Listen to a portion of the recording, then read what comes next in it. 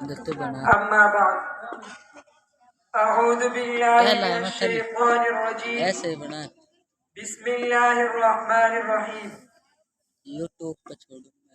قل هل أنبئكم بشر من ذلك مثوبة عند الله من لعنه الله وغضب عليه وجعل منهم القردة والخنازير وعبد الطاغوت أولئك شر مكانا وأضل عن سواء السبيل صدق اللہ العظیم۔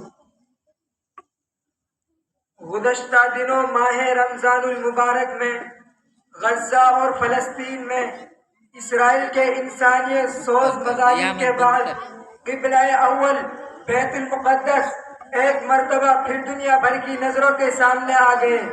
بیت المقدس کی آزادی کے خواب سجائے ہوئے اہل فلسطین کی داستان تقریباً 1 صدی پر پھیلی ہوئی ہے، جس سے آج کی ہماری نئی نسل بالکل ناواقف ہے۔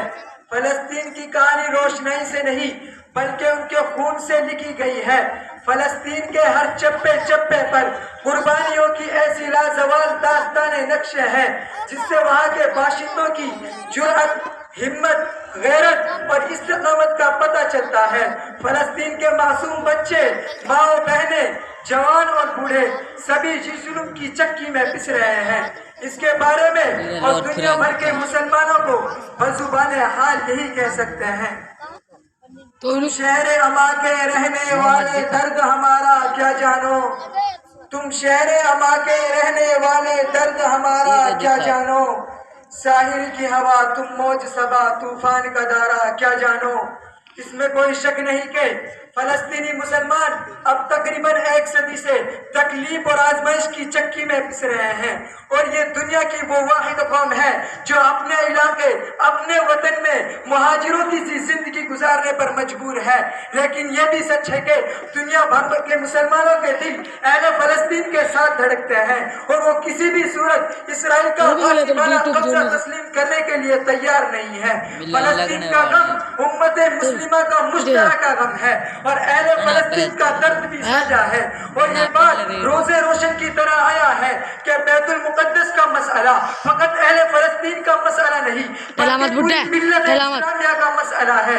لہذا ضرورت ہے کہ ہم اپنی نسلوں کو بیت المقدس کی حفاظت اور آزادی کے لیے ہمیشہ تیار رہیں۔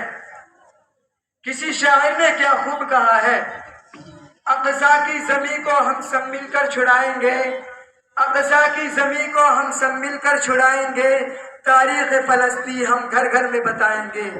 سامعین باتنقید، کیا آپ حالات حاضرہ سے واقف نہیں کہ معصوم فلسطینی بچوں اور بچوں کی تصاویر اور غزہ کے چپے چپے پر بکھری ہوئی شہداء کی لاشیں، مساجد، مدارس، گھروں اور اسپتالوں کی تباہی اور ملبے کے ڈھیر، ظلم کی طویل سیارات اور دنیا کے نام نہاد معظم ممالک اور ان کے درندے صفت حکمران، کچلی ہوئی معصوم کلیاں اور مسلے ہوئے بے گناہ پھول، ان مظالم کے عشرے عشیر بھی کسی مغربی ملک کے شہریوں کے ساتھ وقوع پذیر ہوتا تو اس کے پہلے لمحے ہی پوری دنیا میں شور مچ جاتا، بنیادی انسانی حقوق کے علمبردار اٹھ کھڑے ہوتے،